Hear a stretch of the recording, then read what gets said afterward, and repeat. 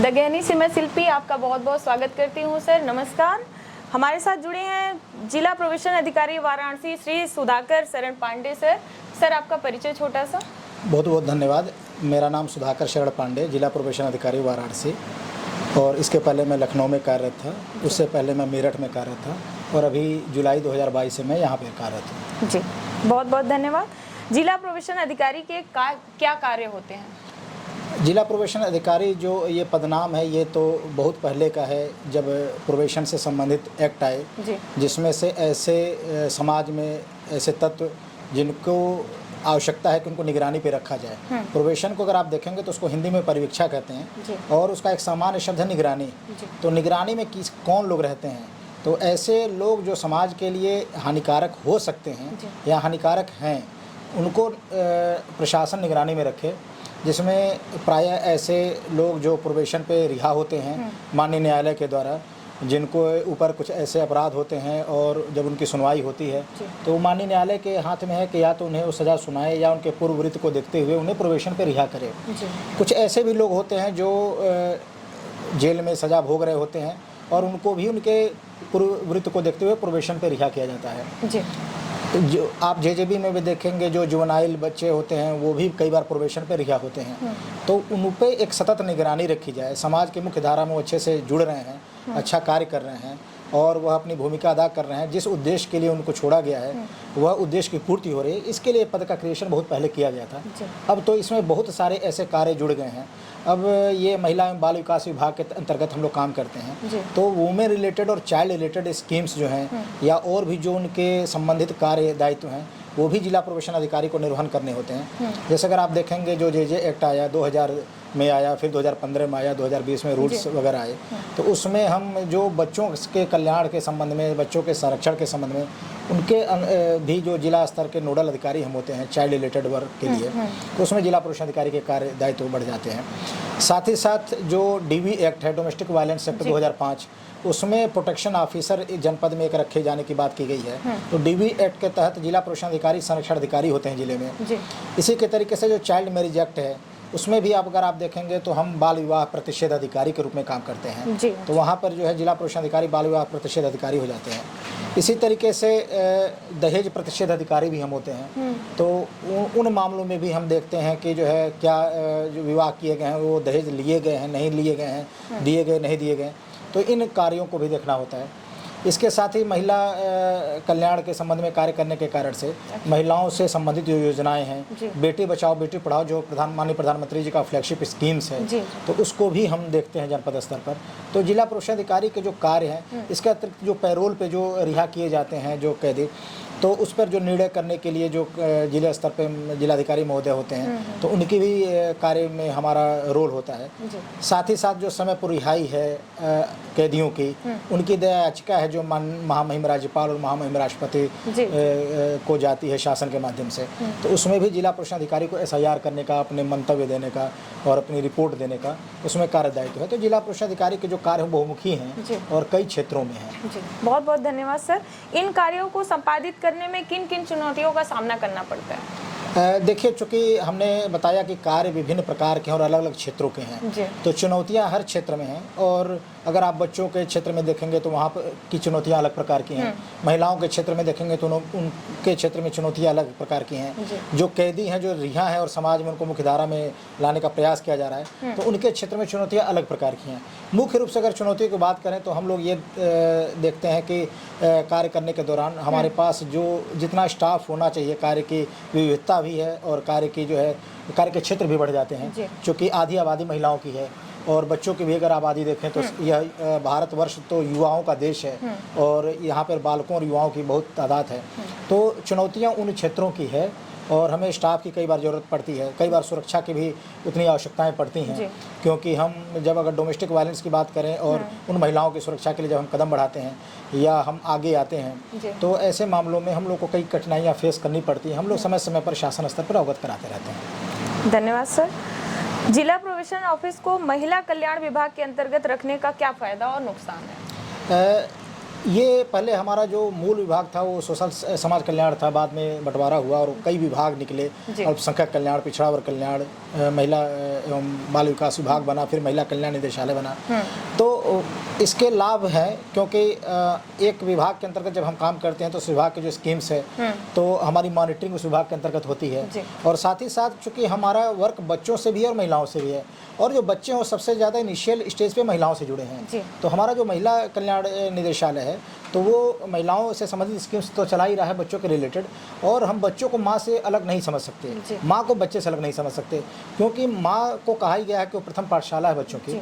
तो हमारा विभाग सही है और हम सही विभाग में काम कर रहे हैं। धन्यवाद सर।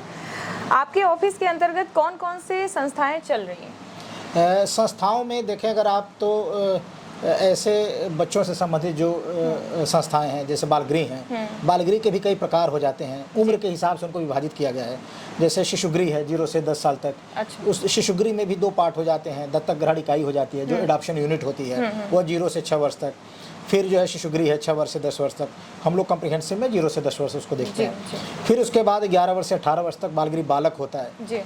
फिर बालिकाएं अलग रखी जाती हैं, बालक के साथ नहीं रख सकते, तो बाल गृह बालिका भी 11 से 18 वर्ष तक। इसी तरीके से जुवेनाइल होम्स जो हैं, जो संप्रेक्षण गृह, जहाँ पर ऐसे बालक जो विधि के विरुद्ध संघर्ष कर रहे हैं, जिनको किशोर न्याय के अंतर्गत हम देखते हैं कि उनको जो है हम किस तरीके से उनके अंदर सुधार ला सकते हैं, समाज की मुख्य धारा में जोड़ सकते हैं, सकारात्मक बदलाव ला सकते हैं, तो एक अलग गृह हो जाता है जिनको हम लोग संप्रेक्षण गृह के नाम से जानते हैं।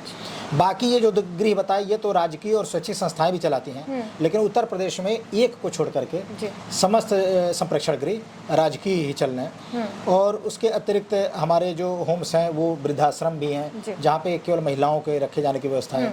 समाज कल्याण तो पुरुष महिला दोनों को, लेकिन हमारा विभाग महिलाओं के वृद्धाश्रम चलाता है।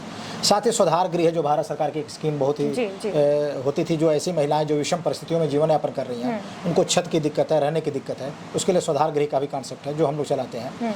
उज्ज्वला होम कुछ जिलों में चल रहे हैं, वर्तमान में वाराणसी में नहीं उज्ज्वला होम है। तो इस प्रकार के हमारे होम्स हैं। उसके अतिरिक्त राजकीय महिला शौचालय है, जहाँ पर ऐसी महिलाएं जो नैतिक संकटग्रस्त हैं या घरेलू हिंसा से ग्रस्त हैं या दहेज पीड़न का मुकदमा लड़ रही हैं या मानसिक रूप से विक्षिप्त हैं या मानसिक रूप से कहीं भी, तो महिला शौचालय में भी रहती हैं। मानसिक मंदित महिलाओं का अलग होम ही है, बरेली में है, और उनके लिए डेडिकेटेड है कि वहाँ पे मानसिक मंदित महिलाएं रहेंगे। इसी तरीके से बालकों में भी हम लोग जो बच्चे मानसिक मंदित हैं उनका भी होम्स है। उत्तर प्रदेश में तो PPP मॉडल पे भी चल रहा है, जैसे लखनऊ में है और नोएडा में है, महिलाओं का भी नोएडा में है। हम लोग अपना घर के माध्यम से PPP मॉडल पे चला रहे हैं, MOU किए हुए हैं। तो इस प्रकार की संस्थाएं हैं जो हम लोग चलाते हैं। जी धन्यवाद सर। चाइल्ड वेलफेयर के लिए कौन सी योजनाएं वर्तमान में चल रही है? बाल कल्याण के लिए हमारी कुछ स्कीम्स पहले की थी, अभी माननीय मुख्यमंत्री जी ने कुछ स्कीम्स जो है लॉन्च की। 2019 में जब कोविड आया उसके बाद से 2 स्कीम्स आई। मुख्यमंत्री बाल सेवा योजना जो है, मुख्यमंत्री बाल सेवा योजना सामान्य, और मुख्यमंत्री बाल सेवा योजना कोविड। मुख्यमंत्री बाल सेवा योजना सामान्य में ऐसे बालक जिनके माता या पिता अथवा दोनों किसी भी कारण से उनकी मृत्यु हो गई है, तो उनको 2500 रुपये प्रति माह 23 वर्ष की उनकी आयु तक देने का प्रावधान है, जिससे उनकी शिक्षा हो सके और भरण पोषण हो सके। मुख्यमंत्री बाल सेवा योजना कोविड में ऐसे बालक जिनके कोविड-19 के कारण से उनके माता या पिता अथवा दोनों की मृत्यु हो गई, उनको 4000 रुपये प्रति माह दिए जाने का प्रावधान है। सामान्य में तो 3 लाख रुपये वार्षिक आय होनी चाहिए, जिसके लिए जो है उसके एक पात्रता की शर्तें डिफाइंड है। हम लोग प्रचार प्रसार भी कर रहे हैं। वाराणसी में हम लोग बहुत सारे बच्चों को, लगभग 349 बच्चों को हम लोगों ने दोनों स्कीम्स में अलग अलग 349 को हम लोगों ने जोड़ा भी है। इसके अतिरिक्त बच्चों से संबंधित स्पॉन्सरशिप योजना है, जो ऐसे किसी भी कारण से जो बालक विषम परिस्थिति में है, आर्थिक रूप से संपन्न नहीं है, उनके भरण पोषण के लिए घर में कोई देखभाल करने वाला नहीं, या देखभाल भी करने वाले हैं लोग तो वो लोग गरीब हैं, तो उनको भी स्पॉन्सरशिप स्कीम से जोड़ने का प्रावधान और हम लोगों ने जोड़ा भी है। इसके अतिरिक्त मुख्यमंत्री कन्या सुमंगला योजना है। इस कन्या सुमंगला योजना में ऐसी बेटियाँ, चूँकि बेटियों के जन्म को बढ़ावा देने के लिए स्कीम लाई गई थी। वर्ष 2019 में ये स्कीम लाई गई, माननीय मुख्यमंत्री जी की एक महत्वाकांक्षी योजना है, और यह उद्देश्य था कि कन्या जन्म को बढ़ावा मिले। तो एक परिवार में अधिकतम 2 बच्चियों को, और परिवार में 2 संतान हो, तो उसमें जो है अधिकतम 15,000 रुपये दिए जाते हैं। तो ये मुख्य हमारी स्कीम है। धन्यवाद सर। लगातार बढ़ते बाल अपराध के पीछे कौन कौन से वजह प्रमुख हैं? देखिए, बच्चों के बाल अपराध को हम 2 तरीके से देख सकते हैं। बच्चों के प्रति हो रहे अपराध और बच्चों द्वारा किए जा रहे अपराध। तो बच्चों के प्रति जो हो रहे अपराध है, अगर उसमें देखेंगे तो बालक तो एक जेंडर न्यूट्रल शब्द है, उसमें बालक भी है बालिका भी है। तो अब बालिकाओं के ऊपर जो अपराध हो रहे हैं उसमें यौन अपराध भी हैं, साथ ही साथ ज़्यादातर तो यौन अपराध हैं बालिकाओं से संबंधित। बालकों के प्रति हो रहे अपराध उसमें भी कई बार क्या है कि अगर परिवार जो है जोखिम भरा है और परिवार खुद जोखिम में है और बालक का संरक्षण नहीं हो सकता उस परिवार में, तो भी एक कारण है अपराध का। जैसे माँ की मृत्यु हो गई, पिता ने दूसरी शादी कर ली, या माँ ने दूसरी शादी कर ली, बच्चे को छोड़ दिया, तो उसके प्रति हो रहे अपराध हैं। और अपराध की शुरुआत तो उपेक्षा से ही होती है। बच्चे का अगर उपेक्षा परिवार में हो रही है तो फिर अपराध की नींव पड़नी शुरू हो जाती है। फिर दूसरा है कि बालकों द्वारा किए जा रहे अपराध, तो इसमें अगर आप देखेंगे तो एक साइबर अपराध भी दिख रहा है, जो बच्चे आजकल मोबाइल को लेकर के, और बहुत सारे बच्चे अब तो आप देखेंगे कम उम्र के बच्चे भी बहुत ज़्यादा मानसिक रूप से जो है अवेयर हैं और विकसित हो रहे हैं, तो एक साइबर क्राइम भी कर रहे हैं। साथ ही साथ उनके प्रति जो पूंजीवादी युग है, इसमें जब उनका एक आकर्षण पूंजीवाद की तरफ बढ़ रहा है तो उसके कारण भी जो है चोरी की घटनाएं और छोटी मोटी घटनाएं बढ़नी शुरू हो जाती हैं और वो भी अपराध करने शुरू कर देते हैं। जी धन्यवाद सर। 18 से कम उम्र की लड़कियां अधिकांशतः किस प्रकार से अपराधों को संलिप्त, मतलब किस तरह के अपराधों में संलिप्त पाई जाती हैं? 18 वर्ष से कम उम्र की बालिकाएं बहुत ज़्यादा अपराध में तो लिप्त नहीं है, क्योंकि अगर आप देखेंगे तो इधर की सारी लड़कियां बाराबंकी जाती हैं जी। और बाराबंकी में जैसे संप्रेक्षण गृह बालकों के तो लगभग मंडल के हर जिला मुख्यालयों पर हैं जी। लेकिन बालिका का होम बाराबंकी है, तो जाहिर सी बात है गृह कम है। इसका मतलब कि 18 वर्ष से कम की लड़कियां अपराध में कम लिप्त हैं लड़कों के अपेक्षा। लेकिन जो लिप्त हैं और जो जा रही हैं उसमें कई तरीके के, जैसे परिवार में झगड़ा हो गया, मारपीट हो गई और उसके माँ को मारा जा रहा है या पिता को मारा जा रहा है, लड़की नहीं देख पाई, उसके माँ उसके सामने मार खा रही, पिता मार खा रहे हैं, और आवेश में अगर उसने कोई कदम उठा दिए तो उससे अपराध हो गया। तो ये भी एक कारण है कि वो अब चूंकि हो गया अपराध, तो वो भी अगर 302 में किसी की हत्या हो गई या 307 में कुछ हुआ या कोई भी मारपीट 323 325, तो लड़की का भी नाम उसमें आ जाता है और वो उसमें चली जाती हैं। कुछ ऐसे मामले होते हैं कि लड़कियां अगर परिवार में उनको पूरा ध्यान नहीं दिया जा रहा और उनका किसी के प्रति जैसे देख रहे हैं कि बाकी लोग मोबाइल चला रहे हैं, उसका भी मोबाइल के प्रति मन है और किसी का मोबाइल वो रख ली, तो चोरी में कुछ ऐसा अपराध हो गया कि किसी का मोबाइल रख ली है। स्कूल जा रही है, परिवार ध्यान नहीं दे रहा कि उसको क्या आवश्यकता है, क्या ज़रूरतें हैं, और स्कूल में ही गई और कहीं रास्ते में या कहीं किसी का कुछ रख ली, ले ली, तो उसके ऊपर आरोप लग जाते हैं कि लड़की ये चुराई है, ये रखी है। तो मतलब परिवार का पूरा ध्यान न दे पाना या परिवार का में अच्छा सामंजस्य न होना और परिवार किसी कारण से किसी घटना में लिप्त होता है, तो बालिका भी कम उम्र के कारण, नासमझी कारण से उसमें आ जाती है। इस तरह के अपराध हैं। धन्यवाद सर। इस ऑफिस में आपका अनुभव कैसा रहा और भविष्य में कैसा सुधार चाहते हैं आप? देखिए, अनुभव को अगर आप कहेंगे तो अनुभव को हम सीख से जोड़ते हैं और हर ऑफिस में काम करके व्यक्ति कुछ ना कुछ सीखता है, और अगर कुछ सीखता है तो उसको लगता है कि ये अच्छा नहीं है, तो अगर अच्छा नहीं है तो भी उसने सीखा कुछ, और अगर अच्छा है तो भी कुछ उसने सीखा। तो हर जगह का अनुभव एक अच्छा ही होता है और उस अच्छे अनुभव से व्यक्ति सीखता है। तो मेरा अनुभव अच्छा ही रहा है। लगभग हम 11 महीने लगभग होने को हैं यहाँ पर काम करते हुए, और अभी तक कुछ ऐसा नहीं है कि जिससे मुझे मायूस होना पड़े या मुझे कुछ सोचना पड़े। ऐसा मतलब तो कुछ मिला नहीं कि जैसे कि सुधार करने की जरूरत है, हम आगे? नहीं, सुधार की तो गुंजाइश हमेशा है। कुछ मैंने किया और कुछ करना भी है, तो सुधार की अगर गुंजाइश, चूँकि अनुभव पे आपका प्रश्न था, तो मेरा अनुभव था कि मेरा अनुभव लोगों के प्रति अच्छा रहा है, लेकिन सुधार मैंने बहुत सारी चीज़ें की हैं और बहुत कुछ करना बाकी है, क्योंकि सुधारात्मक जो प्रक्रिया वो अनवरत चलती है, वो कंटिन्यूअस एक प्रोसेस है, और हम जो कर पाए हैं मुझे लगता है कि कुछ और किया जाना चाहिए। तो हमने बहुत सारी चीज़ें 11 माह में हम लोगों ने यहाँ बहुत सारे ऐसे बच्चे थे जिनको उनके घर भेजा है। अभी हमने अपने संरक्षण अधिकारी निरुपमा जी से कहा कि हमें एक डेटा बनाइए, मेरे कार्यकाल में कितने बच्चे भेजे गए। इन्होंने 794 डेटा दिया था, जिसमें से 270 के आसपास हम लोगों ने प्रदेश के बाहर बच्चों को भेजा है, अदर स्टेट भेजा है। 500 समथिंग हम लोगों ने भेजा है जो यूपी के मतलब ही अलग अलग डिस्ट्रिक्ट्स में भेजा है। तो हम लोग 794 बालकों को उनके घरों में पुनर्वासित कर पाए हैं और कुछ को उनके गृह जनपद में पुनर्वासित कर पाए हैं। कुछ ऐसे बच्चे थे जो पहले से पड़े हुए थे, जो नेपाल के थे, इस जोखिम में नहीं जा पा रहे थे, वो जाएँ कैसे, तो हमने स्टाफ लगा करके नेपाल में 200 किलोमीटर अंदर तक भेजा है। क्या बात है। तो ऐसे बहुत सारे बालकों को हम लोगों ने दूर दूर तक उनके घरों में भेजा है और उन बच्चों के चेहरे में मुस्कुराहट आई है। तो ये कुछ काम है। कुछ ऐसी हमारी संस्थाएं थी जहाँ पर बच्चे अधिक संख्या में रहते थे। जैसे रामनगर में बालगृह बालक है, जब मैं आया था तो लगभग 65-66 बच्चे रहते थे। और अगर आप 2-4-6 महीने पहले का औसत निकाल लें तो हर महीने बच्चे आते हैं, 10-12 बच्चे तो हर महीने आ जाते हैं माननीय CWC के द्वारा। फिर भी हमारा औसत 30-35-36 से बढ़ता नहीं है। आज ही मैं गया था तो वहाँ 33 बच्चे हैं। तो हम संख्या बढ़ने नहीं दे रहे हैं। इसका मतलब कि हम सुधार कर रहे हैं। हम जो बच्चे आ रहे हैं उस पर हमारा फोकस है कि 2 ही काम है, या तो उनका हम रेस्टोरेशन करें, अगर रेस्टोरेशन नहीं हो पा रहा है तो हम उनको कारा के पोर्टल पर अपलोड करें कि उनको उनकी फैमिली मिले, या तो अपनी फैमिली मिले या जो फैमिली अडॉप्ट करना चाहती है वो मिले। क्योंकि बच्चे का मूल जो परवरिश होती है वो परिवार में होती है। परिवार में बहुत कुछ सीखता है। तो हम बाल गृह तो एक परिवार का वातावरण है, लेकिन जब किसी परिवार में रहेगा तो अच्छा सा सीख सकेगा। तो हम लोग सुधार की तरफ हैं और बेहतर काम कर रहे हैं। किस उम्र तक के बच्चे सर वहाँ पे होंगे? हमारे यहाँ 18 वर्ष के कम तक के बच्चे हैं। एक हमारे यहाँ बालगृह बालिका जो 18 वर्ष से बालगृह बालिका की जो बालिकाएं जब ट्रांसफ़र होती हैं तो उनको आफ्टर केयर गर्ल्स हम लोग कहते हैं, पश्चातवर्ती देखरेख संगठन, जहाँ पर 18+ की लड़कियाँ जाती हैं। यहाँ पे जैतपुरा में है।